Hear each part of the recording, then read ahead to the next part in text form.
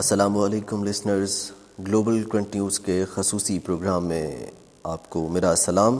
سب سے پہلے تو میں آپ سے معافی چاہتا ہوں، لاسٹ سنڈے پروگرام میں آپ کی خدمت میں حاضر نہ ہو سکا، جس کی وجہ سے کوئی پرابلمس تھی، جس کی وجہ سے میں نہیں حاضر ہو سکا۔ میں معذرت چاہتا ہوں آپ سے۔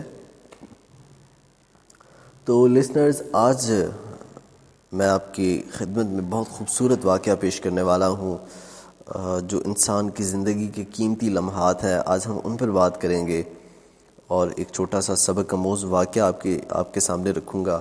آج کا جو ہمارا ٹاپک ہے وہ قیمتی ہیروں کا ایک سبق آموز چھوٹا سا واقعہ ہے، جو میں اب سے کچھ دیر بعد آپ کی خدمت میں پیش کرنے والا ہوں۔ لسنرز،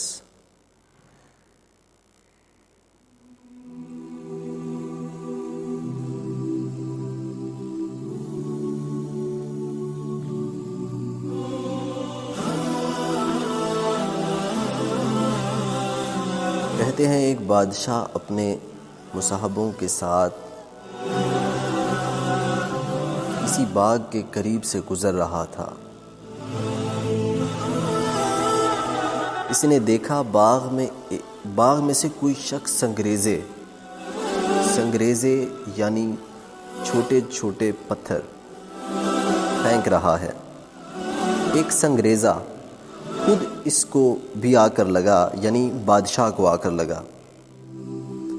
اس نے خادم کو دوڑایا کہ جا کر سنگریزے پھینکنے والے کو پکڑ کر میرے پاس حاضر کرو۔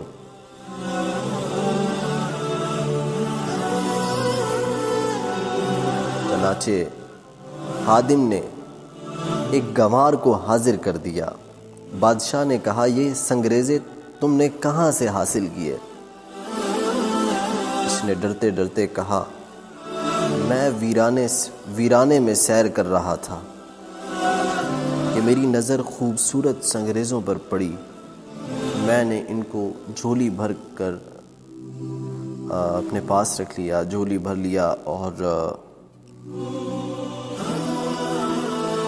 اس کے بعد میں پھرتا پھراتا اس باغ میں آ نکلا اور پھل توڑنے کے لیے یہ سنگریزے استعمال کر لیے۔ بادشاہ نے کہا، تم ان سنگریزوں کی قیمت جانتے ہو؟ اس نے عرض کی، نہیں۔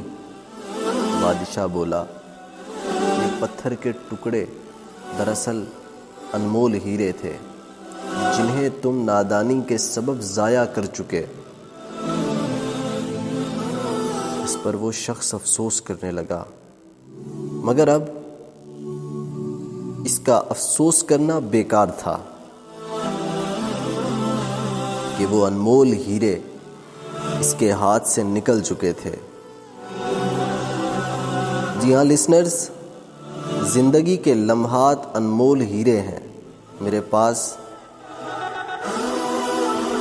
اب الفاظ نہیں بیان کرنے کے لیے۔ میرے پیارے بھائیوں، اسی طرح ہماری زندگی کے لمحات بھی انمول ہیرے ہیں۔ اگر ان کو ہم نے بیکار ضائع کر دیا تو حسرت و ندامت کے سوا کچھ ہاتھ نہ آئے گا۔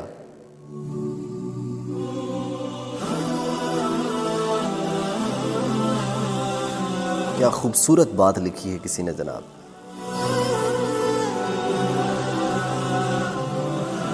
دن بھر کھیلوں میں خاک اڑائی، دن بھر کھیلوں میں خاک اڑائی، لاج آئی نہ ذروں کی ہنسی سے۔ دن بھر کھیلوں میں خاک اڑائی، لاج آئی نہ ذروں کی ہنسی سے۔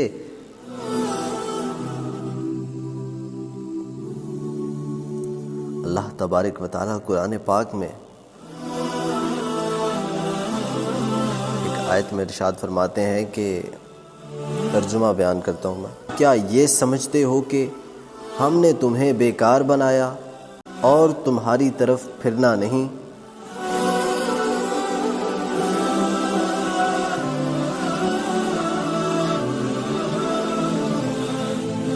غور کریے گا جناب۔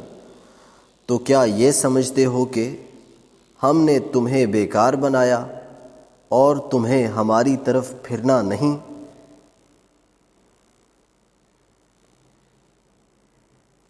اس آیت مقدسہ کے تحت لکھا ہے، اور کیا تمہیں آخرت میں جزا کے لیے اٹھنا نہیں، بلکہ تمہیں عبادت کے لیے پیدا کیا کہ تم پر عبادت لازم کریں، اور آخرت میں تم ہماری طرف لوٹ کر آؤ تو تمہیں تمہارے اعمال کی جزا دیں۔ موت حیات کی پیدائش کا سبب بیان کرتے ہوئے پارہ 29 آیت نمبر 2 میں ارشاد ہوتا ہے، ترجمہ: وہ جس نے موت اور زندگی پیدا کی کہ تمہاری جانچ ہو تم میں کس کا کام زیادہ اچھا ہے۔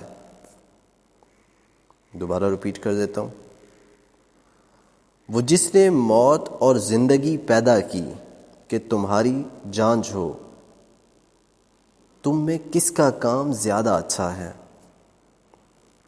زندگی کا وقت تھوڑا ہے۔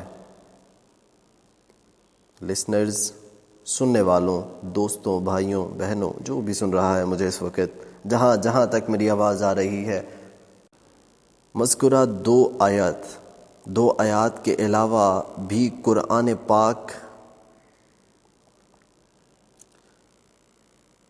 پاک میں دیگر مقامات پر تخلیق انسانی یعنی انسان کی پیدائش کا مقصد بیان کیا گیا۔ انسان کو اس دنیا میں بہت مختصر وقت کے لیے رہنا ہے، اور اس وقفے میں اسے قبر و حشر کے طویل ترین معاملات کے لیے تیاری کرنی ہے۔ لہٰذا انسان کا وقت بے حد قیمتی ہے۔ وقت ایک تیز رفتار گھڑی کی طرح دوڑے جا رہا ہے، نہ رکتا ہے، نہ پکڑنے سے ہاتھ آتا ہے۔ جو سانس ایک بار لیا وہ پلٹ کر نہیں آتا۔ لسنرز، میں امید کرتا ہوں جو سمجھانا چاہتا تھا سمجھا پایا ہوں، جو آپ کو بتانا چاہتا تھا بتا پایا ہوں۔